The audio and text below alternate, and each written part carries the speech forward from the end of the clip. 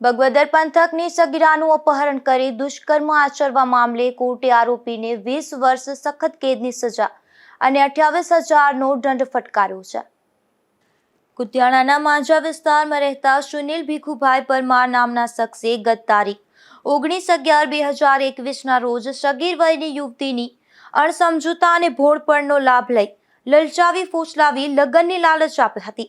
ત્યારબાદ બાઇકમાં અપહરણ કરી પ્રથમ કુતિયાણા ખાતે અને તેના ઘરે લઈ જઈ આ સગીરાની મરજી વિરુદ્ધ શરીર સંબંધ બાંધ્યો હતો। ત્યાર પછી સગીરાને લઈ જૂનાગઢ ગયો હતો, ત્યાંથી બરોડા લઈ ગયો હતો, ત્યાંથી તેઓ ઝૂંપડામાં રહેતા હતા।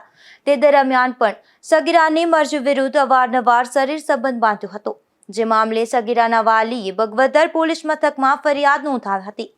ત્યારે આ અંગેનો કેસ કોર્ટમાં ચાલી જતા પબ્લિક પ્રોસિક્યુટર સુધીરસિંહ બી જેઠવા દ્વારા 44 દસ્તાવેજી પુરાવાઓ તથા 16 સોહેદો તપાસવામાં આવ્યા હતા તથા સરકાર તરફે દલીલો કરવામાં આવી હતી, જેને લઈને એડિશનલ ડિસ્ટ્રિક્ટ એન્ડ સેશન જજ કે.એ. પઠાણ દ્વારા આરોપી સુનિલને 20 વર્ષની સખત કેદની સજા તથા ₹28,000નો દંડ ફટકારતો હુકમ કરવામાં આવ્યો છે।